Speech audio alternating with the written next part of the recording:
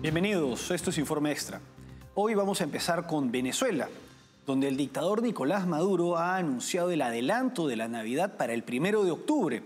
Una medida que, además de ser una falta de respeto para la comunidad católica del país, también constituye una evidente cortina de humo ante las diversas críticas a su régimen. Escuchemos sus declaraciones. Está llegando septiembre y dije, septiembre, y ya huele a Navidad. Huele a Navidad, huele a Navidad. Y por eso este año, en homenaje a ustedes, en agradecimiento a ustedes, voy a decretar el adelanto de la Navidad para el 1 de octubre. Arranca la Navidad el 1 de octubre. Para todos y todas. Llegó la Navidad con paz, felicidad y seguridad. Maduro dice que huele a Navidad, que ya llegó septiembre y que huele a Navidad, cuando en realidad a lo que huele es a dictadura, a represión, a fraude electoral, y esto no solamente es algo que huela, sino que además se está viendo ante todo el mundo. En verdad se ve una cortina de humo ante las diversas críticas a su régimen. Y bueno, entre otras cosas se señala, ¿no? Por eso este año, en homenaje a ustedes, en agradecimiento a ustedes, voy a decretar el adelanto de la Navidad para todas y todos, muy inclusivo. El punto es que Nicolás Maduro parece estar agradecido con los venezolanos para adelantar la Navidad desde el año 2015, en que lo ha hecho de manera ininterrumpida. La primera vez que adelantó la Navidad fue en el 2013, poco después de asumir el poder, luego de la muerte del dictador de Hugo Chávez, quien es el fundador de esta tiranía empobrecedora y corrupta, y el 2014 no adelantó la Navidad, pero lo ha hecho desde el 2015 de manera ininterrumpida, el 30 de octubre, el 28 de octubre, el 31 de octubre, en general en octubre, excepto el año pasado en que adelantó la Navidad el 1 de septiembre. Se adelantó mucho más que incluso este año.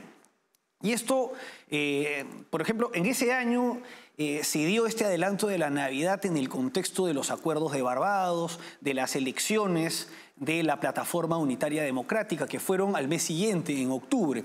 En este caso, el adelanto de la Navidad también es bastante oportuno en vista de los cuestionamientos que se están haciendo a su régimen con motivo del fraude electoral, la orden de arresto del presidente electo de los venezolanos y quien legítimamente debería asumir la presidencia, Edmundo González Urrutia, y además un corte de luz en el 80% del territorio venezolano, el cual ha sido imputado a la oposición. Nicolás Maduro acusa de sabotaje a la oposición con motivo de este corte eléctrico. Escuchemos sus declaraciones. Estoy personalmente junto al equipo cívico-militar policial, al alto mando político militar de la revolución, cuidando todos los detalles, todo, paso a paso, para restablecer la normalidad y que nuestro pueblo siga disfrutando del derecho a una paz y a una estabilidad permanente. Su derecho a trabajar, a producir, a crear, a avanzar. Vamos venciendo al fascismo. Vamos venciendo la venganza y el odio. Pero la justicia no se puede demorar. Tiene que haber justicia. Como jefe de Estado que soy, en uso de mis atribuciones constitucionales, pido justicia.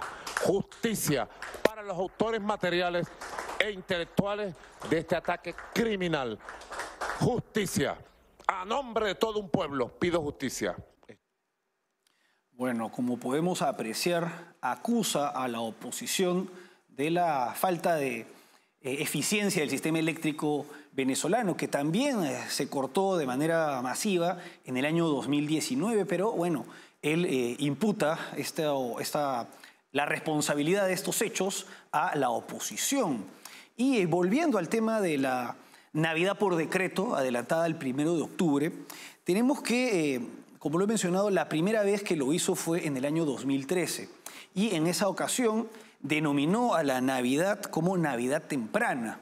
Y tenemos ya varios años seguidos de Navidad temprana. Pero ese año también el gobierno de Nicolás Maduro, quien acababa de asumir el poder tras la muerte de Hugo Chávez, también creó el Viceministerio de la Suprema Felicidad del Pueblo. Así es, en Venezuela existe un viceministerio encargado de la felicidad de los venezolanos. Algo, digamos, una dependencia que no ha sido muy eficiente en impedir que escapen del país millones de venezolanos, más aún a partir de que Maduro llega al poder. Y bueno, esto llama bastante la atención, porque tenemos que se trata de un régimen que decreta por adelantado la Navidad, que crea un ministerio, un viceministerio de la felicidad. Dicho sea de paso, hace poco se ha dado una reconfiguración del gabinete de ministros de Nicolás Maduro. Hay 25 ministerios y uno de ellos, el de turismo, es ocupado por una persona que nació en Cuba, de nombre Leticia Cecilia Gómez, algo que es inconstitucional. Pero bueno, volviendo al punto. Navidad temprana, viceministerio de la felicidad suprema, evidencian pues un relato que busca imponer el régimen y que no lleva a que no sorprendan las imputaciones que se hace a la oposición. Si es que se trata de adelantar la Navidad por decreto y buscar la felicidad también mediante instituciones públicas, tenemos también pues que no sorprende que se califique de fascistas a los opositores cuando no lo sean, que se hable de terrorismo, de sabotaje, de usurpación de funciones, imputándoselos al presidente electo cuando no encaja en la realidad, que además se hable de un ataque terrorista cibernético organizado desde Macedonia del Norte para sabotear las elecciones, y además de un pacto satánico entre la oposición e Elon Musk. Esto nos lleva a concluir que una de las características esenciales del régimen chavista es la desconexión de la realidad por decreto. Algo que es dramático porque en vista de declaraciones como las que escuchamos constantemente se reprime y se oprime a los opositores.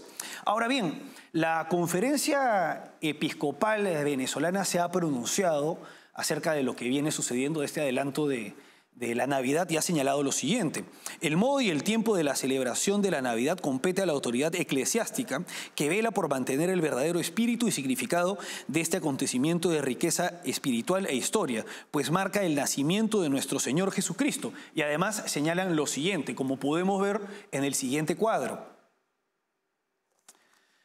esta festividad no puede ser utilizada con fines propagandísticos ni políticos particulares. La Navidad es un tiempo de reflexión, paz y amor, y debe ser respetada como tal. Oficina de Prensa, Conferencia Episcopal de Venezuela. Bueno, esta postura es la correcta, pero llama la atención y es lamentable que el Papa Francisco carezca de una postura firme, no solamente ante Venezuela, sino ante Nicaragua y Cuba, que son las otras dos dictaduras socialistas de la región. A lo largo del año hemos podido apreciar el aumento y el recrudecimiento de la represión contra los opositores, pero el Papa Francisco no ha tenido declaraciones firmes, no han hecho noticia en todo caso. Y por lo menos desde el 28 de julio, en que se dio este escandaloso fraude electoral, no ha dado ninguna declaración más allá de la que dio hace poco, el 4 de agosto, hace poquísimo, en la que señaló lo siguiente en su cuenta de X. El Papa Francisco dice: encomendemos Venezuela a la intercesión de Nuestra Señora de Coromoto, una virgen venezolana. Dirijo un sentido llamamiento a todas las partes para que busquen la verdad, resuelvan las disputas mediante el diálogo y se preocupen por el verdadero bien del pueblo y no por intereses partidistas. Como podemos apreciar, el Papa Francisco no condena la dictadura, habla de buscar la verdad, cuando la verdad se conoce desde hace bastante tiempo. Ha habido un escandaloso fraude electoral el 28 de julio, existe una dictadura que es responsable de violaciones de derechos humanos, hay 1.780 presos políticos, pero el Papa Francisco habla de que hay que buscar la verdad y incluso equipara a la dictadura con los opositores, con la resistencia democrática, al hablar de que ambas partes tienen que llegar a un acuerdo de dialogar, omitiendo que una parte es agresora y que es un régimen dictatorial aliado de todas las dictaduras del mundo, no solamente de la región.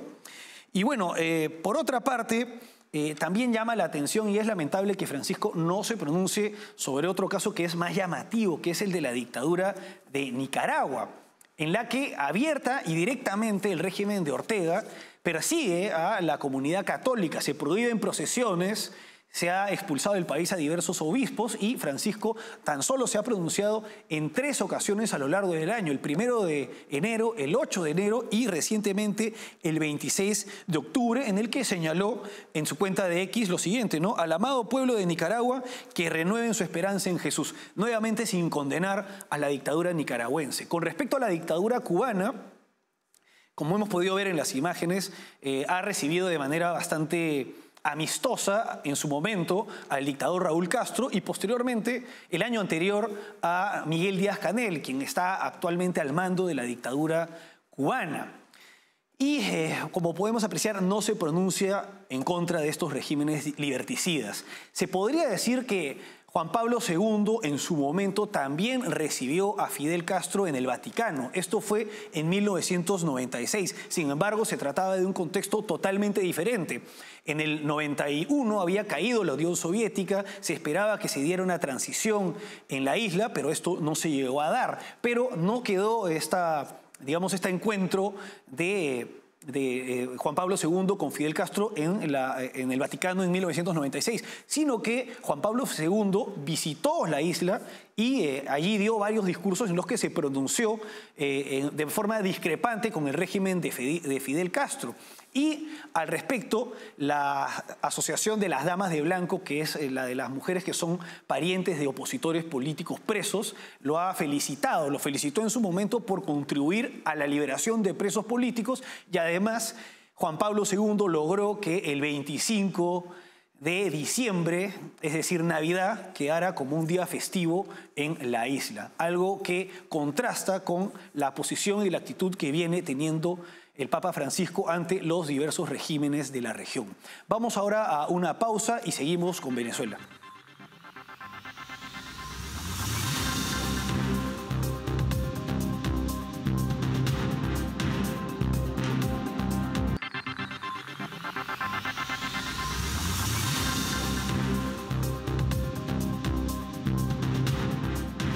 Seguimos en Informe Extra.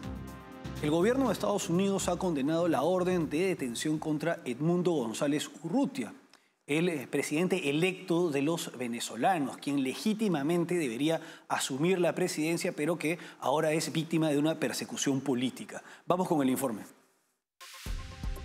El subsecretario de Estado de Estados Unidos para Asuntos del Hemisferio Occidental, Brian Nichols, criticó severamente al régimen de Nicolás Maduro por la reciente orden de detención contra el ganador de las elecciones, Edmundo González Urrutia.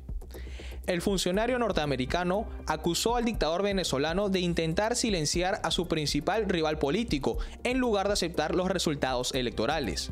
En un comunicado publicado en X, Nichols declaró que Maduro ha ordenado el arresto del líder democrático que lo derrotó de manera abrumadora en las urnas, en lugar de preparar una transición pacífica.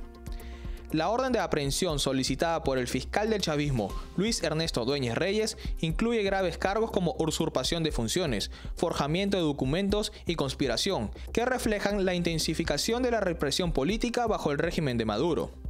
Además de la condena de Estados Unidos, un bloque de 8 países latinoamericanos, incluyendo Argentina, Costa Rica, Guatemala, Paraguay, Perú, República Dominicana y Uruguay, expresó su rechazo rotundo a la medida.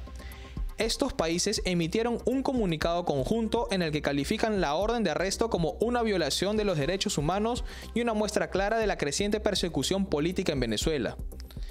Este contexto de represión y falta de respeto por los procesos democráticos resalta el deterioro de la situación política en Venezuela bajo el régimen de Nicolás Maduro, que sigue consolidando su control a través de medidas autoritarias que buscan aplastar a la oposición y silenciar cualquier voz disidente.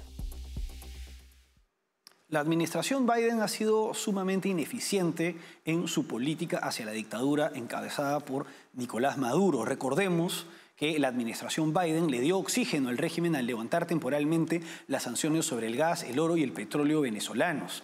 Y bueno, ahora, luego del incumplimiento de todos los acuerdos por parte de este régimen, no les queda más opción que condenar. Más aún ante el recrudecimiento de la represión contra los opositores.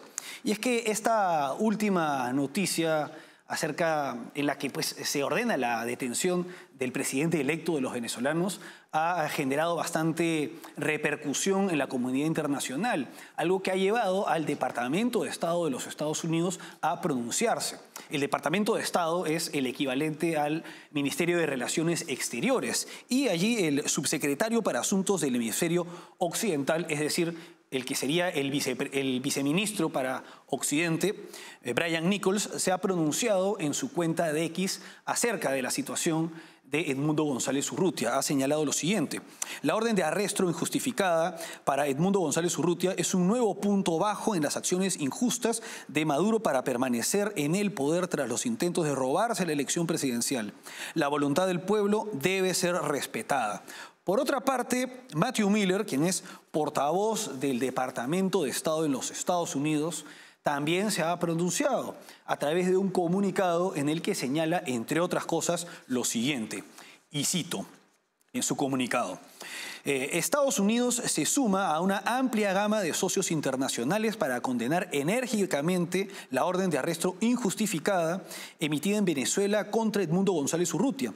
González Urrutia obtuvo la mayoría de votos en las elecciones presidenciales venezolanas del 28 de julio y esta acción arbitraria y políticamente motivada es un punto bajo en la persecución despiadada de Nicolás Maduro contra sus oponentes políticos luego de sus intentos de robar las elecciones presidenciales del 28 de julio. Tengamos en cuenta el lenguaje diplomático. Dicen que Edmundo González Urrutia es el presidente de Venezuela sin decirlo directamente, en vista de que señalan que Edmundo González Urrutia es quien obtuvo la mayoría de votos en las elecciones presidenciales del 28 de julio. Sin embargo, no dicen presidente directamente, del mismo modo que no dicen dictador a Nicolás Maduro, tampoco abiertamente. Es un lenguaje bastante sutil, pero vale. Y se suma esta posición de Estados Unidos, digamos que con estos comunicados de sus relaciones exteriores, del Departamento de Estado, Estados Unidos se alinea con los países de la región que también han condenado la orden de arresto contra Edmundo González Urrutia. Se trata de Perú, Paraguay, Uruguay, Argentina, Guatemala, Costa Rica y República Dominicana, que emitieron un comunicado también condenando esta medida arbitraria del régimen. Ahora bien, lamentablemente pareciera que en el caso del Perú se podría dar un viraje en cuanto a la postura que tiene este país con relación a Venezuela, con motivo de la salida del canciller, el ministro de Relaciones Exteriores, Javier González Olaechea, quien destacó por su defensa de la resistencia democrática en foros regionales, en la Organización de Estados Americanos. Ahora ha entrado un nuevo canciller llamado Elmer Schaller, quien lamentablemente ha dado declaraciones que han sido bastante cuestionadas en el Perú. Escuchémoslas. Mire, eso es un tema absolutamente delicado. Nuestra posición, la del Perú, es una posición firme, demócrata y a favor de que los problemas de Venezuela sean resueltos por los venezolanos. El detalle lo veremos después. Yo le agradezco muchísimo por esto. Bueno, es bastante lamentable que un ministro no pueda posicionarse de manera clara ante las arbitrariedades sistemáticas que se dan en Venezuela. Un ministro de un país que se entiende que es un país que es un sistema democrático. La verdad es que el nuevo canciller peruano se da la contra, porque primero dice que tenemos una postura firme y democrática. Sin embargo, más adelante afirma que es la postura del gobierno peruano estar a favor de que los venezolanos resuelvan sus propios problemas entre ellos mismos. Es decir, una postura, digamos, similar a la de mandatarios que en los hechos terminan beneficiando a la dictadura, como es el caso de Andrés Manuel López Obrador, Gustavo Petro, Luis Ignacio Lula da Silva, quienes sin reconocer el triunfo electoral de Nicolás Maduro hablan pues de la soberanía y de que los venezolanos resuelvan sus problemas entre ellos mismos, algo bastante preocupante. Y por otra parte, él cierra su declaración diciendo que es algo que se va a ver más adelante. En todo caso, veremos más adelante, es decir, que carece de una postura firme ante lo que viene pasando en el país. Sin embargo, este miércoles 4 de agosto, en una entrevista, el nuevo canciller habría rectificado al señalar que el Perú mantiene la misma postura frente a lo que sucede en Venezuela. En fin, ya veremos cómo se desenvuelve la diplomacia peruana ante el régimen de Nicolás Maduro y la persecución contra los disidentes y líderes de la oposición. Vamos ahora a una pausa y regresamos con México.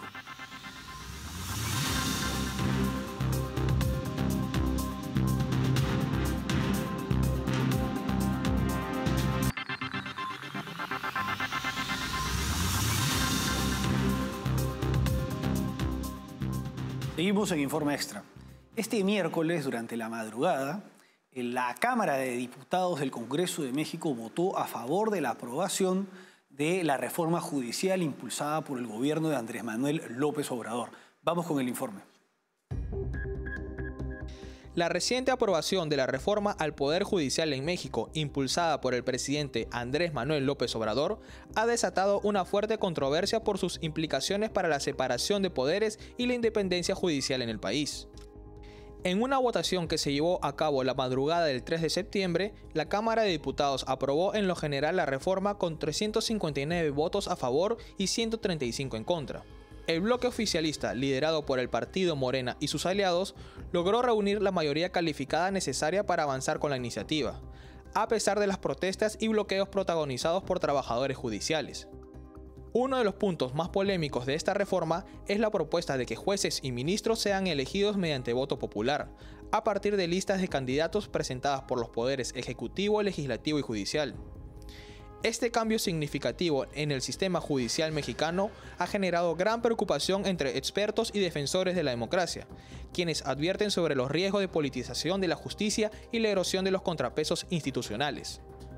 La posibilidad de que el Poder Ejecutivo influya directamente en la selección de jueces y ministros pone en peligro la independencia del Poder Judicial, un pilar fundamental en cualquier democracia.